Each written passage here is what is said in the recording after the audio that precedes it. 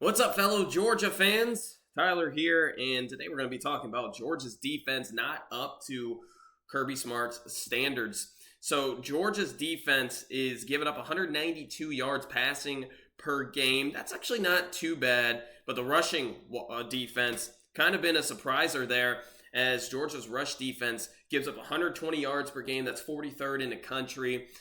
Georgia's around the 40s for total defense, scoring defense around 18. I do believe it's 18 points per game. We'll check that here in a second. But it's just not up to standards, as Georgia, yes, giving up 17.17 points per game. That's 20th in the nation. Again, we can get really nitpicky here with Georgia's defense, but really this last week's performance against Mississippi State was just terrible. Mainly in the third and fourth quarter, Georgia gave up most of its yards. I think they gave up over 250 yards in the second half. That's just not what Kirby Smart has done year in, year out. And we can point at a few position groups here, as I just think, earlier on in the season, I was worried about Georgia's defensive line, especially interior defensive line. Georgia had something like 5 or 6 defensive linemen out in the Clemson game. That didn't end up mattering. Georgia's defense looked elite. Georgia's defense looked amazing, but it's yet to really look like that, and it's kind of head-scratching as really since the Kentucky game, I started to worry about Georgia's whole team, as Georgia just didn't play up to its standards, almost losing to Kentucky, then had a bye week. We all thought that you could fix some of the issues that were going on with Georgia's defense, and really just haven't done that. Gave up over 500 yards to Jalen Milroe himself. 120 of those yards were on the ground.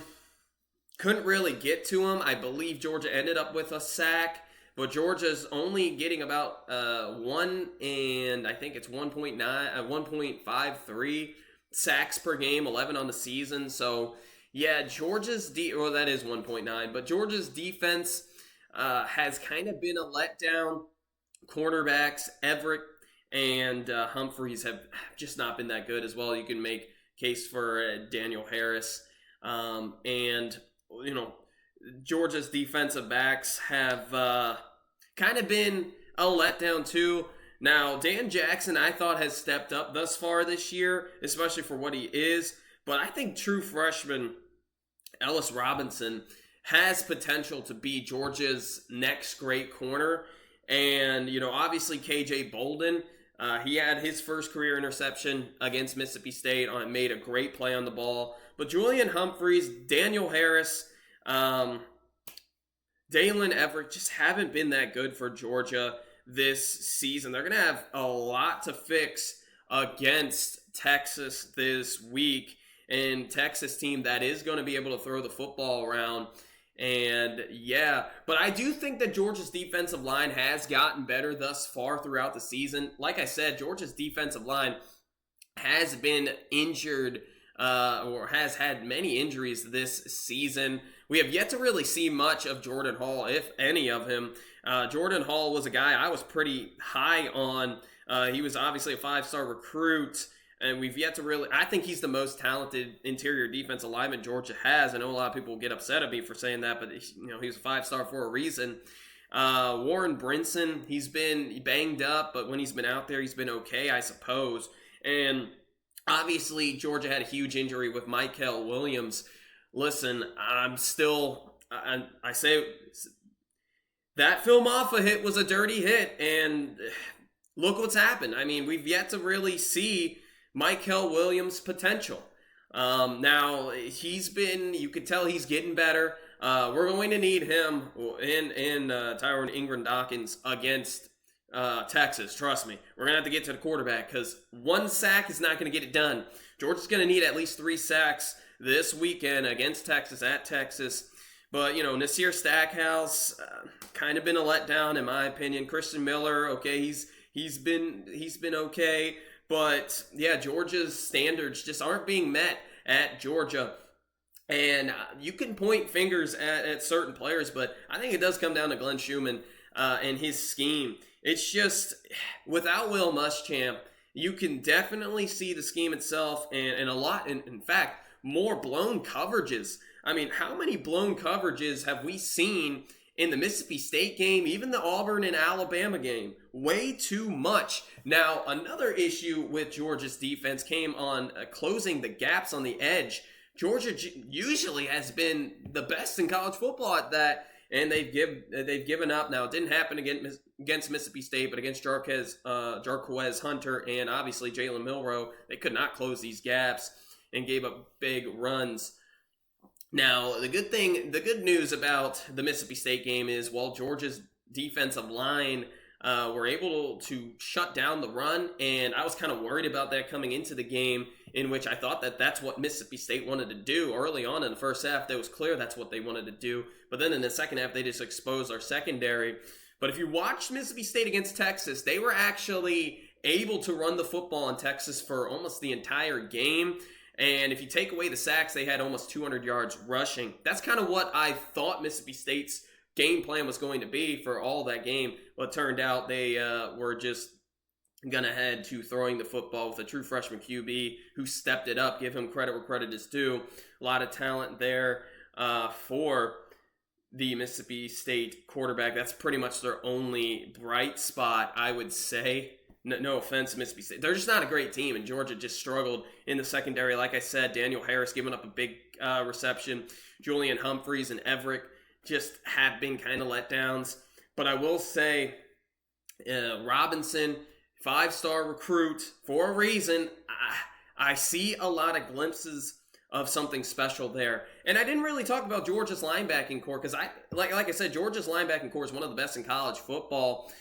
I love C.J. Allen. He's only a sophomore. He's got so much potential there, and he's a middle linebacker. You don't really see that too much with, especially Kirby Smart's defense, where middle linebacker is kind of a younger player, and I think he's playing okay and pretty well. Smile Munden, on the other hand, he was injured, I believe, last week. Hopefully he's back against Texas. Not sure if he will be. But, Jalen Walker, another guy that can get to the quarterback, kind of can play all around for Georgia. So, yeah. The good news about Texas is Quinn Ewers is not going to beat you through the ground. That's a good thing. So if Georgia's able to pressure Quinn Ewers, I think they could definitely be in this game. But if they can't get to the quarterback, this is going to be a long day for Georgia, as their secondary just isn't that good. In fact, probably the worst it's been since maybe even 2017 or even, 2016, Georgia just wasn't a good team. Let's say it how it is. But probably since 2017.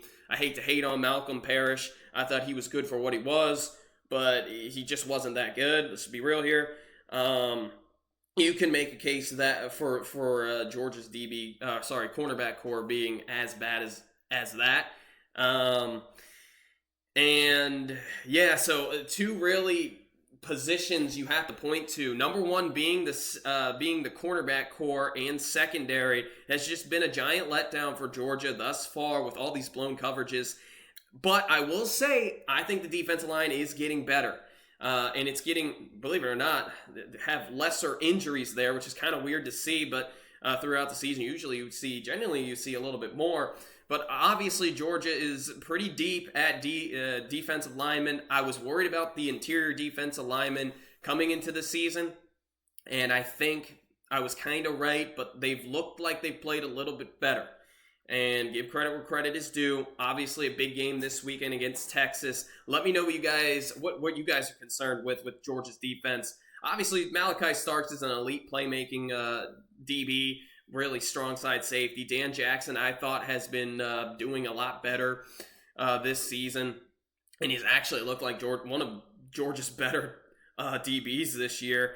But I do want to see more from KJ Bolden, and I do want to see more from Robinson.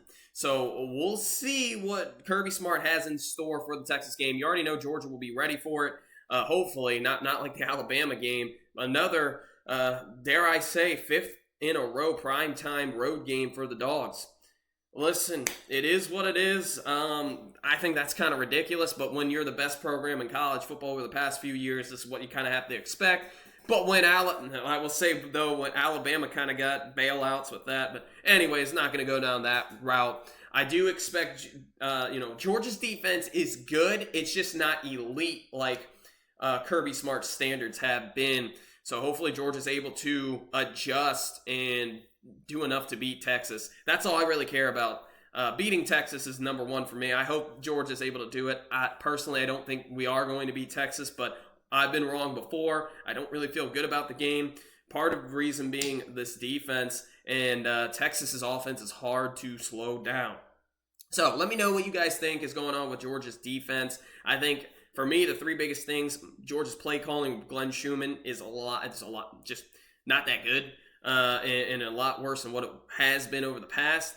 DBs, specifically cornerbacks, is number two. And then what's getting better, the defensive linemen for Georgia, and closing those gaps really comes from linebackers as well as help from, you could say, safeties, depending upon the scheme there. But yeah, Georgia's defense kind of been a letdown this season. Let me know what you guys think. You're listening to Georgia at the voice of college football.